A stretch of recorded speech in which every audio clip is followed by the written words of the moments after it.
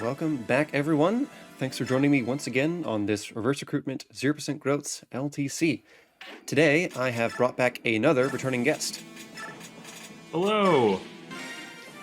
Your name, please, Mr. Guest. I'm Shar.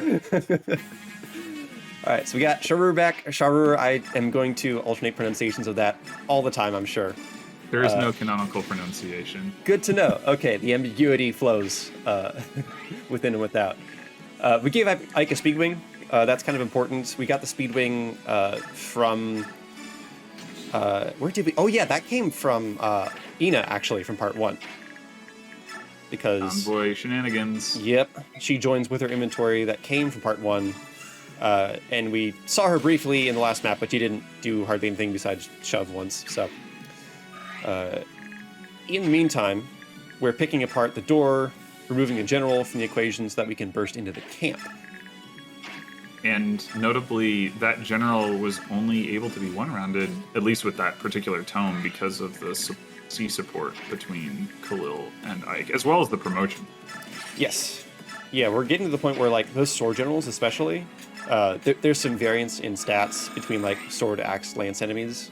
The sword enemies tend to be a little tankier. So, we're getting to the point where those differences start to matter quite a bit. Yeah, I think we didn't use the forged weapon there, so we had some leeway if we really needed to boost the power of that attack. But it's nice to avoid overusing the forged weapons, because money eventually does become a concern. And we don't have a whole lot of it at this point.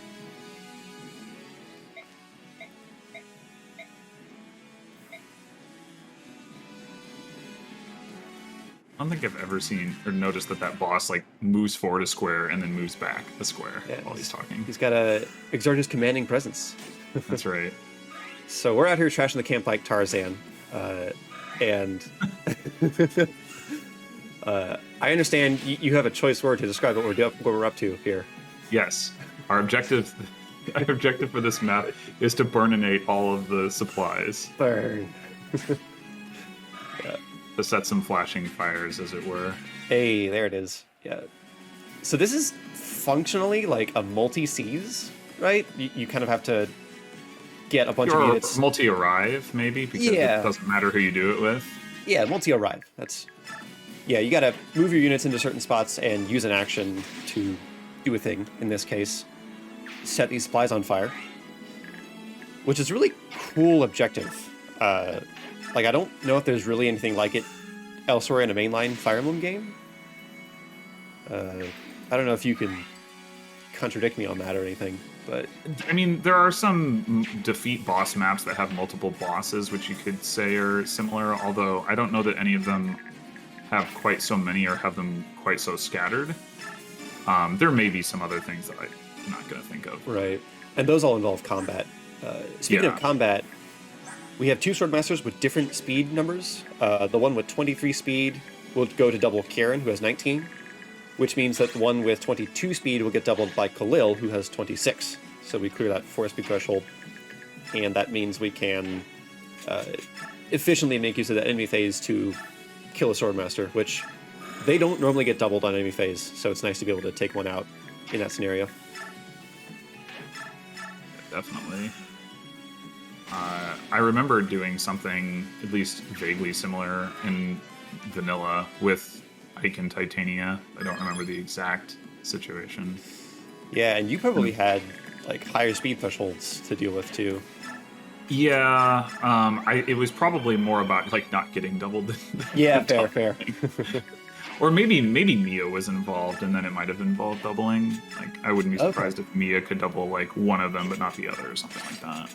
Yeah, Vanilla Mia has 28 speed, right? At tier 2? Something like that, yeah. A lot of speed.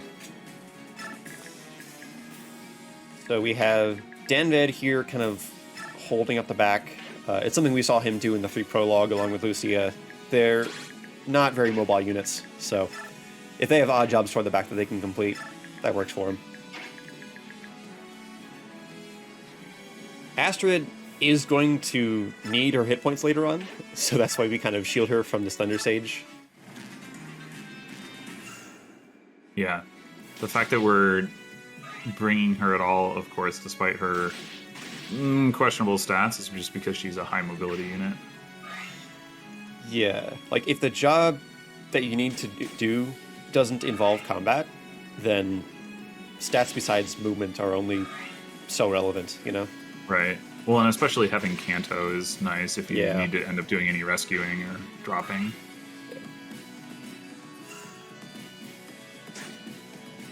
Danved keeps dodging things. I don't know what it is, but... It's the shield. Obviously, yes. Oh man, those horses.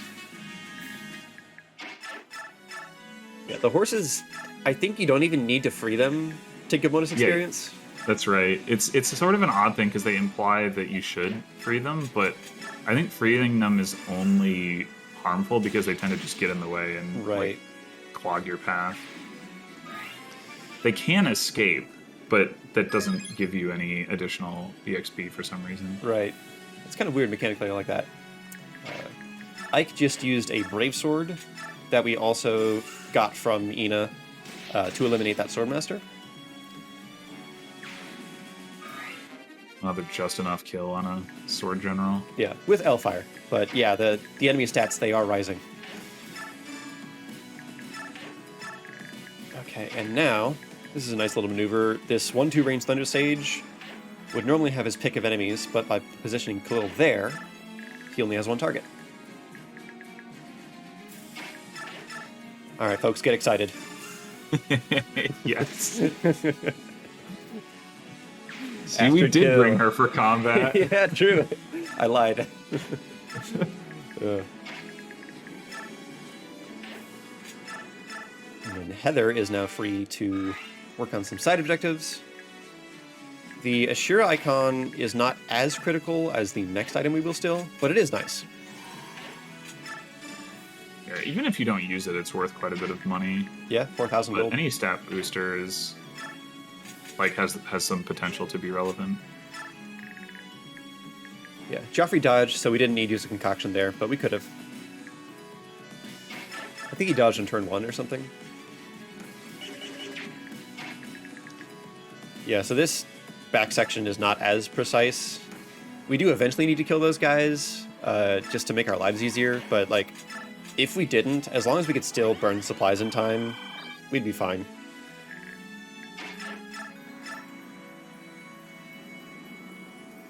Danved here doesn't eat 3 hits, which he could conceivably receive if we attack on this player phase, so instead we just be patient.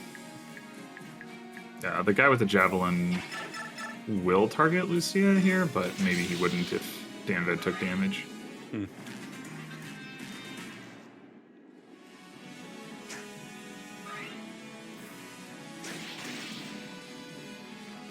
Go, eliminating a nice 1-2 range enemy that could muck up the works. Incidentally, I think this is the first time I've ever seen Tier 3 Calill. It's kind of snazzy. I actually quite like it. Yeah, me too. Yeah.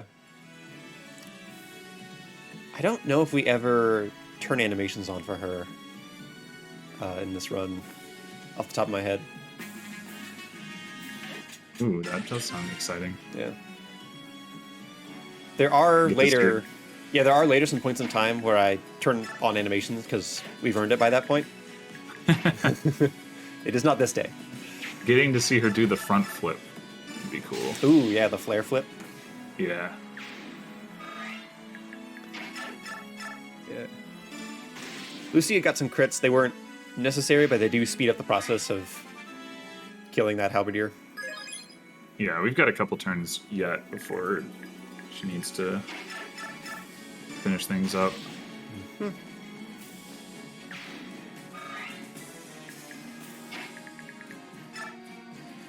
And we have Leith moving Calill into position. So this enemy phase, he will draw a fair amount of enemy aggro. And, of course, heal up. Calill is actually pretty durable at this point. It takes about 3 hits to KO her, but they all have to hit, and she has a chance, as she's doubling and killing enemies, to proc her Tier 3 Flare skill, which not only nullifies enemy resistance, but also heals her for I forget if it's full or half damage. But it's a lifesteal effect that generally heals her up to full or close to it.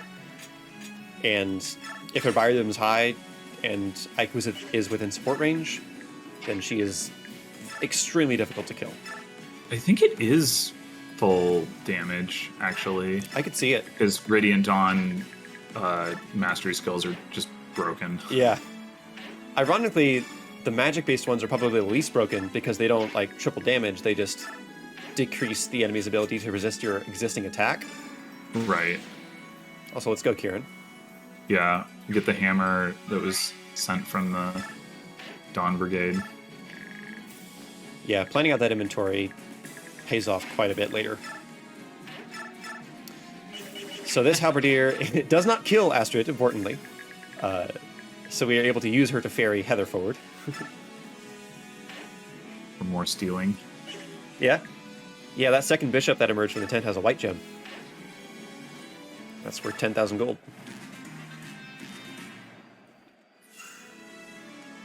Yeah, the nice thing about Flare is that it procs from 2 range, which Soul does not, which I guess might be part of the reason that it's weaker offensively. Yeah, maybe. I have a theory that because you encounter more tier 3 enemy mages that have mastery skills, the devs balance those to be less powerful than the physical tier 3 masteries. Well, most of the enemies that have mastery skills, or sorry, most of the tier 3 enemies don't have mastery skills, right? It's only like a handful of them that do. Well, the generics, right? Those like pseudo tier 3 generics, they don't have mastery skills, but I'm talking about bosses mainly. Yeah, like what's his name? The creepy senator. You're gonna have to be more specific than that. That's true. The wee hee hee guy. Oh, Valtome, yeah. Yeah, that's it. I think he's actually just tier 2 when you fight him. Is he? Yeah. I could have sworn he had access, like that was one of the risks that he could proc player, but maybe not. Maybe it's just that he has crit. Maybe. I mean, with that laugh, anything's possible.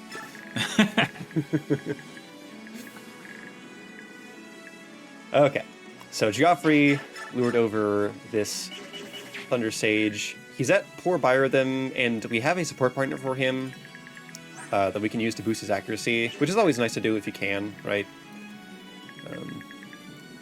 As we progress, 0% growth starts to hurt us more and more in terms of hit rate. And everything else. yeah, that too. I guess I can go ahead and give the full talk about the supports we have running right now. So we have Ike Calill. That is a Dark Earth Affinity support, which at C gives +1 attack and +10 avoid. And on top of Calill's existing avoid, that's really, really nice. It drives hit rates down, especially with the 2RN hit rate system, like to negligible chances. We have Heather and Geoffrey in action there, giving 1 attack 5 hit as C support. And then we have Kieran Makalov C. I think that's most notable for a slight hit and defense boost. It's lightning and something else. No. Yeah, Mordecai. The Kieran Makalov one is not as vital. There's a resource reason to have that support, which, from the available information, anyone should be able to figure out at this point. Hint, hint, wink, wink. My co-host. Anyway, jabs aside. Oh right. Yeah, that one. Yes. We talked about it earlier. So Ike is going to spoil it. Sure, if you want. I mean, anyone can figure it out. We'll leave it as an exercise to the viewer. There we go. Math teacher moment. So Ike is going to purposely try to get hit by the boss and activate Resolve so that he can 2-hit KO the boss with a Wind Edge. Resolve, yet another resource we got from the Part 1 army. Mm-hmm. And then... Yeah, Oh, go ahead. I was just going to say, that's something that you normally keep on the Dawn Brigade because it's it's very valuable to them in 312 and 313. But yeah, it's definitely nice to have it here. Mm-hmm. Yeah, the bishop up top right doesn't move. Neither does the halberdier in the very top right, guarding the supplies. So those aren't threats on enemy phase. The fire mage here is a threat, so Leaf is hopping out of range.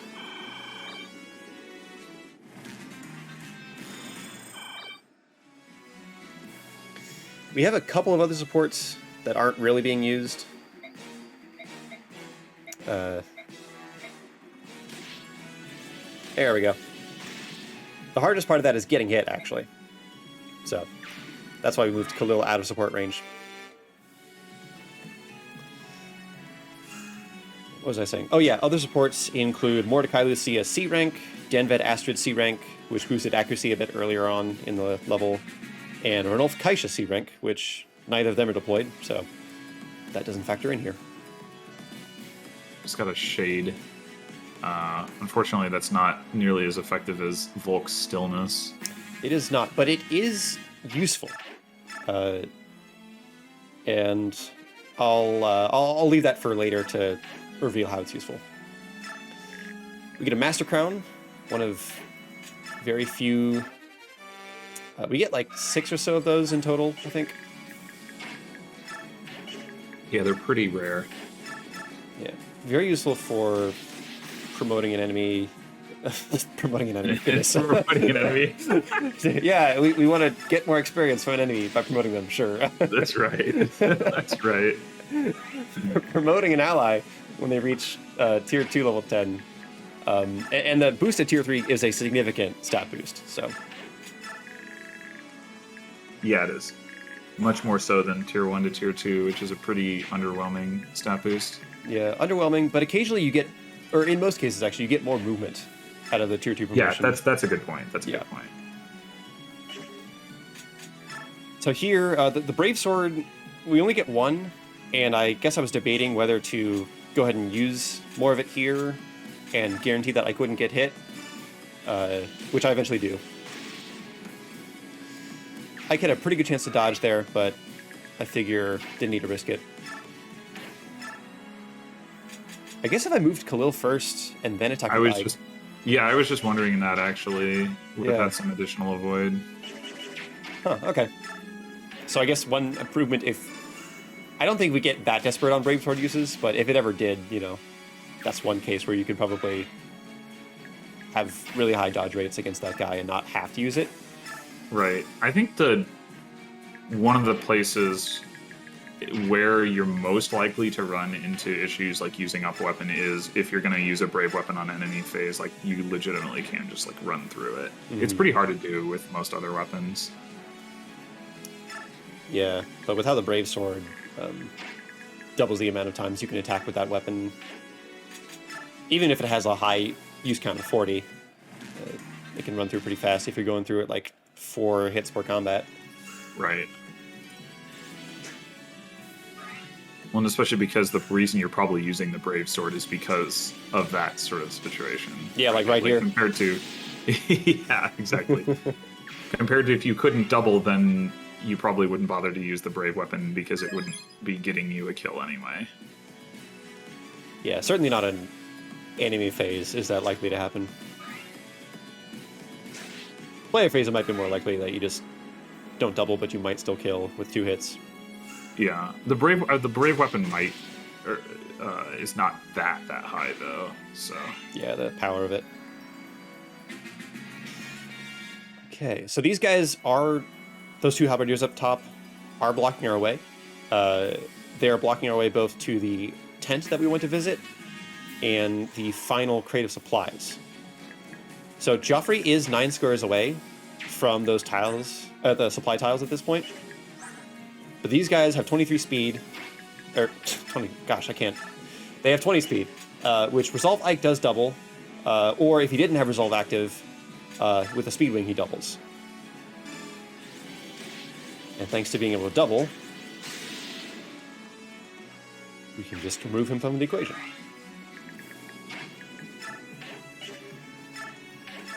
Now we gotta kill this guy. Small fry for Calill. That guy is the most annoying one to kill in vanilla, I would say. Really? Okay. Because you can't send Har over there. Oh. Not really. He's got to be up in the back. Oh yeah.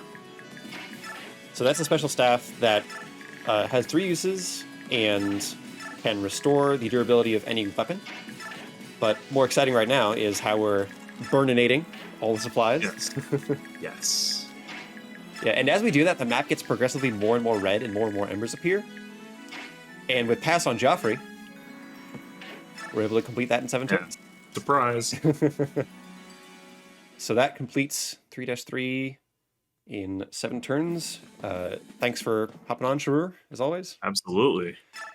Join me next time to meet a special new co-commentator. Take care, everyone. Oh.